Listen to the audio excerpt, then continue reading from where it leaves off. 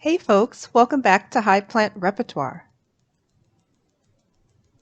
Today we are going to make some black beans, but this time using a slow cooker.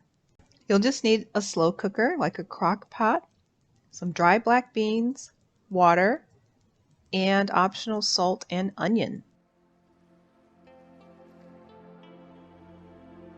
We do what we usually do with our dried beans. We sift and sort through them, pick out any debris, and if we're not soaking them, we're going to rinse them thoroughly for a minimum of 2 minutes.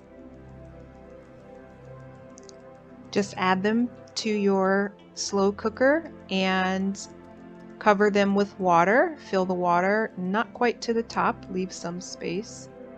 At this point, that's all you need: the rinsed beans and water. Go ahead, put the lid on, place it in a safe location, and turn it on high. This is going to cook slowly for about 7 to 8 hours. The benefit of cooking the beans this way as opposed to using the pot and stove is obviously you can set it and forget it. Here's a look at what's going on inside. If you feel you didn't add enough water, just add a splash more.